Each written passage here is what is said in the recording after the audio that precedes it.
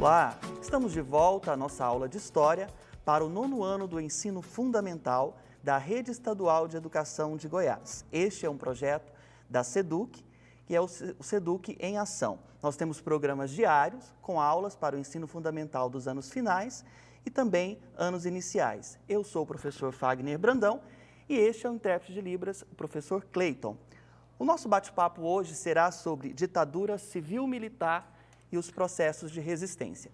Geralmente nós ouvimos falar ditadura militar, mas aqui está civil-militar porque além das Forças Armadas que controlaram o governo durante esse período, as Forças Armadas incluem os militares, inclui a aeronáutica, a marinha, mas também teve uma parte civil que ajudou nesta tomada de poder. Essa palavra ditadura, que é o mais comum entre os historiadores, você também pode encontrar como regime civil-militar. Aconteceu a ditadura militar no Brasil na década de 1960 e era um período onde o Brasil passava por várias revoluções. Revoluções de insatisfação, de protesto, com a série de governos que já estavam acontecendo no Brasil. Foi um período marcado, como nós podemos ver nesta imagem, pela música, por exemplo, que mudou a cultura, a Jovem Guarda, a Tropicália, que faziam a série de protestos contra os governos também. O presidente desta época era João Goulart, que foi acusado pela oposição política e também pelos militares de estar se associando ao comunismo. Essa associação de João Goulart, ele foi tido como bem próximo ao comunismo. Ele foi forçado, ele foi pressionado pelos militares a renunciar o seu cargo, o seu poder. Então, João Goulart faz a renúncia e os militares justificam que houve essa pressão para a renúncia de João Goulart porque havia um motim, uma organização de acontecer uma ditadura comunista no Brasil naquela época, por uma outra parte da oposição. Os militares justificaram essa tomada de poder como uma ação revolucionária. O Brasil passou pela ditadura militar por 21 anos, entre 1964 a 1985.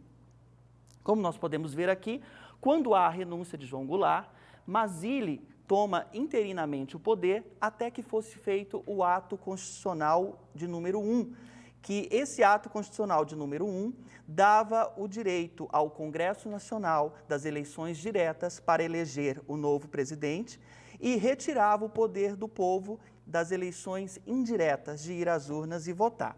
Tendo o ato institucional, o primeiro presidente torna-se a ser Castelo Branco. Olha só, todos aqueles que se opunham ao governo, ao regime militar, que eram contrários a este pensamento ou que publicavam, faziam manifestações ou algo do estilo, sofriam fortes repressões. Essas repressões vinham acompanhadas de violências, de torturas, até mesmo mortes ou desaparecimentos desses manifestantes. Houve censura durante este período. Existia uma comissão que fazia a censura para a veiculação das mídias que passavam a pertencer, a serem controladas pelo governo do regime militar. Então, rádio, televisão, tinha que ser censurada e até mesmo as músicas e produções intelectuais e literárias neste período da cultura. Como nós podemos ver nesta imagem aqui, manifestações, essa é uma foto real da época, pedindo o abaixo, a contracensura e a volta pela cultura naquele tempo. Houve uma violação direta aos direitos humanos. Mais de 50 mil pessoas foram presas porque eram oposição a esse regime militar. Muitas foram torturadas e mortas durante o regime militar. Atualmente existe uma comissão chamada Comissão da Verdade, que apura um número de quantas mortes aconteceram no regime militar. Mortes dadas pelos militares às pessoas que eram oposição a este governo. Ainda não tem um número exato, porque mesmo que tenha 35 anos que acabou a ditadura militar, existem muitas pessoas que foram oposições, manifestantes e líderes principalmente, contrário ao regime, que ainda são dados como desaparecidos e não foram registrados como mortos. Os tipos de tortura existentes era o famoso pau de arara, pendurava assim um pau mesmo ali, e faziam torturas como choque elétricos nos órgãos genitais, afogamento, Prendia-se, então, aqueles manifestantes, oposições, em celas com animais selvagens, gelos, palmatórias e etc. Eram os tipos de tortura. O governo da ditadura militar foi marcado por uma série de atos institucionais. O que é o ato institucional? É um decreto do presidente, elaborado pelo presidente, que não precisava passar pelo Congresso Nacional e que legitimava as regras e o governo militar sobre aquele tempo.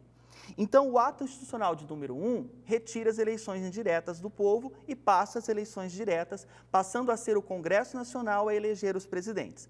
Os presidentes deste período foram 5: Castelo Branco, Costa e Silva, Médici, Geisel e João Figueiredo. Costa e Silva e Médici foi chamado como período de anos de chumbo, porque foi o período de maior severidade da ditadura militar. Todos eles eram coronéis, generais, militares, indicados pelos militares nesta época e não eleitos pelo povo, e sim pelo Congresso. O ato institucional mais popular, mais conhecido e talvez o mais rígido e severo do período do regime militar foi o ato constitucional de número 5, o AI-5. Recentemente, nos últimos anos, ele foi muito falado pelas mídias e redes sociais. O AI-5 não é um modelo de celular, é um ato constitucional do regime militar de mais de 40 anos atrás, tá? Que foi publicado pelo presidente Costa e Silva em 1968. Como nós podemos ver, foi publicado na época como um objetivo de manter a revolução. Essa publicação dos jornais que eram veiculados e controlados pelo regime militar. Mas o que o AI-5 ele trazia como decreto? Ele fechou imediatamente, por tempo indeterminado, todo o Congresso Nacional. Então, o Congresso Nacional ficou fechado por mais de 10 anos e não participava dos votos. Fechou as assembleias estaduais. E no ato institucional de número 1, ele já tinha retirado o poder de eleição dos governadores. Então, o presidente nomeado, eleito pelo Congresso, indicava os governadores indicavam os prefeitos nesta época. E agora fecha o Congresso e as assembleias. Renova os poderes do presidente, dando os poderes amplos, para que ele pudesse cassar os mandatos e retirar direitos políticos de quem estivesse contrário ao seu governo. E essa cassação suspensão de direitos políticos durava por 10 anos. E tem a aposentadoria compulsória no AI-5. O que é a aposentadoria compulsória? Ele aposenta, então, juízes, militares, pessoas com altos cargos dos seus mandatos, aposenta compulsoriamente, ou seja, aposenta contra a vontade da pessoa, obriga a pessoa a se aposentar, e geralmente essas pessoas que foram aposentadas compulsoriamente também estavam, de certa maneira, incomodando o governo do regime militar. Houve na economia um intenso crescimento econômico e industrial. Sim, é verdade. Mas, durante este período, houve também uma desigualdade social e um aumento, um crescimento na inflação com relação aos preços. Houve um incentivo ao êxodo rural, as pessoas da zona rural para vir para as cidades, mas não tinham um planejamento para isso. As cidades começaram a inchar. Os trabalhadores tinham baixos salários, embora várias estatais e indústrias vieram para o Brasil nesta época. O presidente, em 1964, o presidente Médici, ele vai inaugurar a ponte do Rio Niterói para reafirmar a expansão e o crescimento do Brasil e o compromisso. Também vai inaugurar, neste mesmo período de regime militar, a rodovia Transamérica. Pessoal, durante este período da ditadura, nós tivemos aqueles 5 presidentes, mas chega um momento em que a população começa a reivindicar, a ficar cansada do regime militar. E em 1978, intensas greves vão acontecer principalmente na região do ABC paulista. E em 1979, vai ser decretada uma lei de anistia aos presos. O que é isso? É um perdão a todos os presos políticos e exilados. Esse perdão liberava eles da condenação, soltava das prisões e estava incluído aqueles que manifestaram contra o governo e também aqueles militares ou políticos que cometeram um crime durante o período do regime. Então, perdoou todos e decretou em 79 o fim do ato constitucional 5, o AI-5, dando agora uma abertura ao processo de retomada da democracia. E aí, em 84, vários movimentos populares começam a ir às ruas pedindo as famosas diretas já. O que era isso? As eleições, né? E em 84, Tancredo Neves vai ser eleito presidente, ainda pelo colégio eleitoral, porque com o fim do AI-5, o Congresso vai voltar às suas atividades depois de 10 anos aí parado.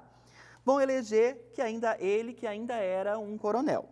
Ele não chega a governar, ele morre, e José Sarney, que era o vice eleito pelo Congresso também, ainda não era eleito pelo povo, mas agora era um civil, ele não era militar. Ele vai assumir o governo em 85, vai ser decretado como o fim da ditadura, os militares então vão começar a passar o poder para os civis, e é feita a elaboração da Constituição de 1988, porque todos os atos constitucionais, que foram 17 atos constitucionais durante o regime militar, eles foram anulando o poder da Constituição anterior. Então era necessária uma nova Constituição. E a Constituição de 88 foi elaborada, aprovada e deu liberdade de voto ao povo novamente, deu liberdade à democracia novamente, liberdade de expressão e sistema de eleições livres. Também devolveu o direito às terras dos índios que tinha sido retirada. E em 89, a primeira eleição, agora que todo o povo participava e as urnas, foi Fernando Collor eleito nessas eleições após o Direta Já, que nós podemos ver nessa imagem, manifestações pedindo as diretas já, né, lá no estado de Pacaembu, em 1984. Pessoal, houve sim resistência durante o período militar? Claro. O movimento dos estudantes das uniões nacionais, uniões estaduais, se unificaram, pediram o direito ao voto, o fim da ditadura, pediram a democracia de volta e chegaram a reunir 100 mil pessoas. Nós podemos ver a matéria no jornal na época, dizendo que os estudantes foram retirados e atacados pela polícia. Então, eles eram fortemente reprimidos pelos militares, porque estavam reivindicando, protestando e manifestando contra aquele governo. Também existiram os movimentos sindicais. Os sindicalistas se reuniram, foram para as ruas, pediram o fim da ditadura. Entre os movimentos, um que mais deu destaque foi a greve dos metalúrgicos. E também nos camponeses, a área rural, houve manifestações. Tivemos até mesmo a guerrilha do Araguaia, na região do Pará, pedindo então a volta à democracia. E parte dos políticos de esquerda, os esquerdistas, com apoio da população, organizaram a luta armada. Pessoal, os índios também sofreram fortes repressões, perseguições e até mesmo mortes. Massacres foram feitos com os indígenas durante a ditadura. Quando fizeram a rodovia Transamérica e todo aquele projeto, mais de 30 tribos indígenas e comunidades quilombolas foram devastadas também durante esse período. Mas a Constituição de 88 vai devolver alguns direitos a eles. Nós podemos ver essas imagens de repressão, imagens aqui na rodovia já pedindo ajuda, alimentos, né? E os negros?